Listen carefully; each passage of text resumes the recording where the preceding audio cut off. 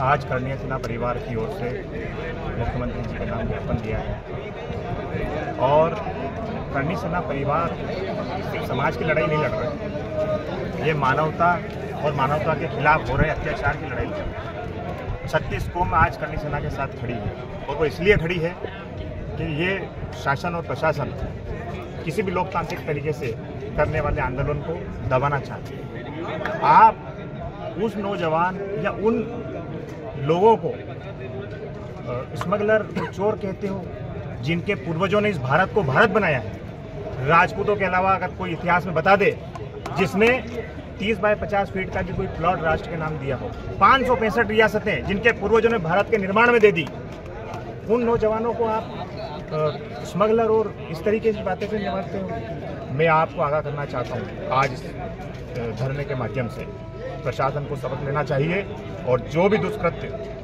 सरकार के द्वारा हरदा में किया गया उसकी मैं कड़ी रूप से निंदा करता हूँ।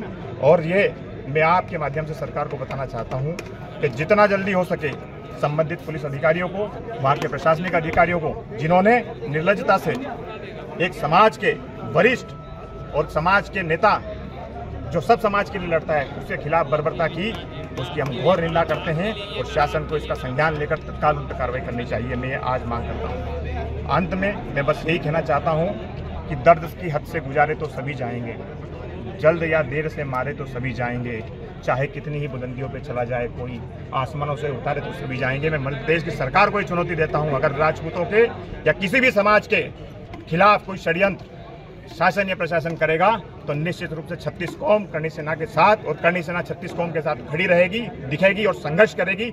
मैं यही आपसे कहना चाहता हूँ। आप सब लोगों ने, करणीय सेना परिवार के लोगों ने यहाँ आए, मानवता के पक्ष में धरना दिया, मैं उनका भी स्वागत करता हूँ और मेरी समाज की ओर से, अन्य सभी समाजों की ओर से मैं आप सबको आश्वासन देता हूँ कि जब भी जरूरत पड़ेगी इस देश और इस प्रदेश की 36 कौम करणीय सेना परिवार के साथ खड़ी रहेगी।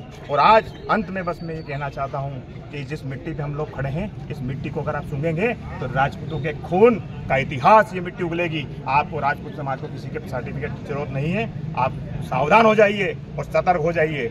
आखिरी में सिर्फ मैं ये कहना चाहता हूँ कि अगर दोबारा इस तरह का दुष्कृत्य राजपूत समाज या किसी समाज के खिलाफ किया गया तो महादेव की सौगंध, एक ऐसा तूफान इस सागर की धरती से उठेगा, इस प्रदेश की धरती से उठेगा, जिसको ना प्रशासन ना ये शासन रोक पाएगा।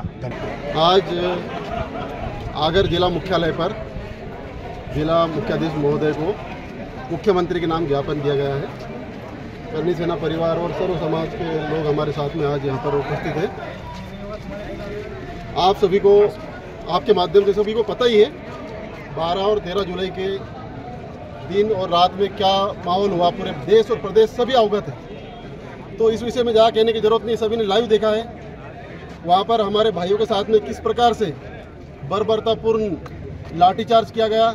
लाठीचार्ज नहीं कह सकते उसको हमला कह सकते हैं। उनके ऊपर जानलेवा हमला किया गया, क्योंकि आज तक करणीय सेना परिवार ने, आप हिस्ट्री उठा के देखेंगे तो पिछले कई सालों में कई बड़े बड़े आंदोलन करे हैं, पर आज तक एक भी आंदोलन में 1 रुपए का भी हमने शासन प्रशासन का नुकसान नहीं किया।